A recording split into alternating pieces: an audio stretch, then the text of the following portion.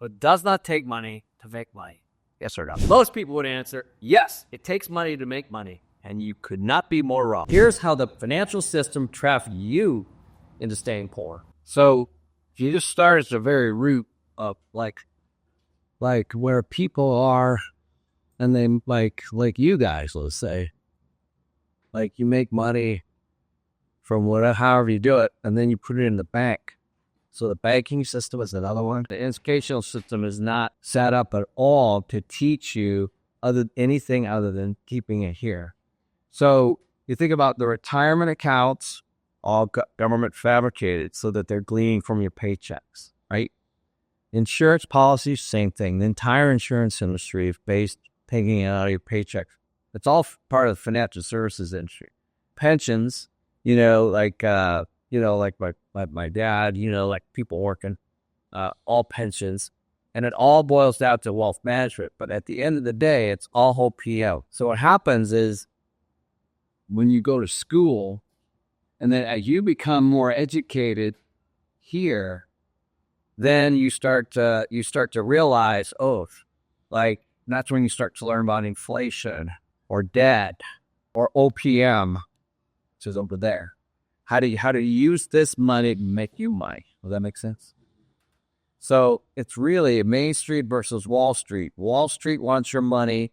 What happens is it's not how smart you are. Like, it's not like how you're formally educated. You could be really, really smart. The school system, the banks, or the school system, the education, all the really smart A students want to work in this, right? The stock market, right? All of that. It's all here. So this is where all the brightest people in the world go, is here to Wall Street. That's where they all want to go. It's all marketing. But really, the wealthiest people on the planet are the ones that start their own businesses. And then they use people for more of that, right? Does that make sense? So what happens is you have to, this is self-education. And this is basically turning it over to a third party, right? Yeah. So where would let's say the wealthy people that once they become educated invest? Well, there's a lot of wealthy people that make money in this system, so all the money is going here. I don't know what its percentages. Yeah, it's most money goes over here. So you can do really extremely well by creating pensions, insurance companies. There's people that own those, right? Then they have all the employees kind of work for them. So if you're on this side, you're crushing it, right? If you own it, right? So you can be self-educated, understand that this is where all the money goes, and make a lot of money. Well, you take that money with what you're doing. Yeah, I use this money for buying real estate, for, all those kinds of things. But it all centered around this. See, so the smartest people on Wall Street understand that all the money flows here. The masses don't. They get their little paycheck here, right? And it just says straight over here, right? That's what happens. And so the key is this. Once you start to realize and that all the money, and this is the least amount of control by a long shot. Because most people don't know until they open their quarterly statement how their money's doing. Right? They don't know what it's invested in. They don't know if it's a mutual fund or stock or offshore. They don't know. Tech, real estate, they don't know. Right? That's how the system works. So I would say the very brightest people are on this side. The ones who understand the system, they are capitalizing on these things, right? The ones like us, the Main Streets, we're the ones that are using all that money. So when I go look for a real estate deal, I'm going to a pension. I'm going to an insurance company. I've used those. I've used retirement money from Canada as an example, to buy all that property that we bought in 2008 to 2010. Does that make sense? So but it all starts here. And what does that start with? So that's on you have understanding inflation, debt. Well, just first you got to understand the system. Yeah. The flow of money. Where does it all go? Right? Yeah. Because it's all OPL. When you put your money, let's say you make your money here, what do you do with it? You put it right here. Mm-hmm. Right? So you do. You deposit it in a bank. Mm-hmm. Right? Yeah. Okay. It's not the bank's money. Yeah. It's yours. So then the bank goes, oh, I have to figure out how to put that to work. How do I make money off of Josh? Mm-hmm. Right? And I'm going to take money from these people and give them tax breaks. And then that 401k is going to go right into the stock market. Mm. And I'm going to invest it.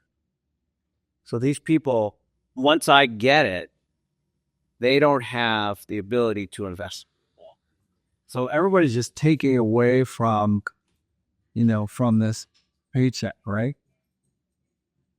That's what it is. So every dollar or $100 that people are making, this entire system is trying to get. Yeah. So what do you do when you get your $100 paycheck? Do you go find a property that's going to reduce your taxes and then pay you off cash flow? Yeah. I'm actually, again, I'm going back to this. I'm in control of what I'm doing with my money. I'm not. These people, they make $100 and they get 80. They don't know where the other 20 goes. They have no idea how it gets spread through the system. No. They don't know. There's no possible way for them to know. I take the 100 and go, how can I take this 100 and make it 200? Yeah. And so what I do is I go here and I say, I need money for this. And so then I go to a bank, or I go to an insurance company, or I go to a pension, right? Or I can use retirement money. It doesn't really matter. But there's people that manage all this. And I just go to them and I say, would you like to invest it in here in the form of debt or equity?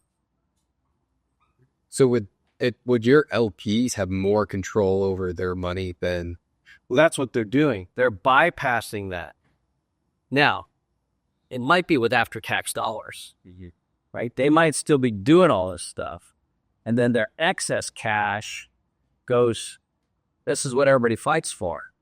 Stocks on Wall Street or Main Street. Does that make sense? Yeah. So some people, a lot of their money goes to that, and then they have just enough to live on. Some people have a lot of their money goes to that, and they have a lot of extra. And then they're looking at Bitcoin, gold, silver, real estate, whatever it might be, right? But the people that are really getting killed, like inflation, they don't even have the money to do this. The only thing they're able to do is here. That's it. Just put their money into a bank. And some people just cash the checks and pay what they can pay and then go back to work. But this education system teaches nothing about money, and therefore people don't have any control over it. They don't have to manage it. So you got to manage your money just like you manage anything else. But most people don't know how. They don't have financial education to do it. So this is all about financial education over here, because then you use the massive amount of money in order to, for the way you want to invest. Because that's actually their problem is, don't forget, once they get this money, that's their problem. They need to make a return on it. They need to make a return on it. So if you're a retirement account and you have $1 billion from all these people, you're looking for guys like me. So it's a commission fee-based system. So you got a management company with the neighbor of a pension that manages people's money, OPM, not their money. Yeah. You share with a bank. It's not their money. It's not. So I solved their problem. Mm-hmm. Because who else is going to? Yeah. You know, a startup company, a tech company, a real estate company, a real estate deal, whatever it might be. That's where the money is. Because the masses don't realize, and they think it's the safest, but they have the least amount of control. What they've done is they've turned over the control of their money to all these other people. That's one strategy. The strategy is hope. And that's their strategy, right? How are you going to know really if a stock was up or down? Now, you have the same kind of risks over here. How do I know if real estate is going to go up or down? I mean, right? Like, so the thing is I could mitigate my risk a lot easier, right? They diversify, they spread it all over kinds of things. And I'm not saying that you can't make money over there. But what I'm saying is you don't know really how. You just hope it continues to grow because it's completely in somebody else's hands. Over here is completely self-managed, 100% self-managed. I have full control over what I invest in. I have full control of how it's going to return and whether I want to pass on something or not. Over here, I'm like third in line. I am the money, but I give it to somebody here, and then they give it to me. If people want to get better with their money, they need to just have more financial education. They can build this over here.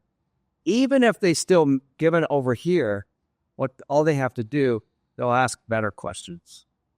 So when I had the retirement accounts are a great way to grow income too. So I have the retirement accounts. But when I get on the phone with my guy, he says to me, I think you should buy oil. I already know about oil. So I'm having a conversation with him about oil. He doesn't know about oil.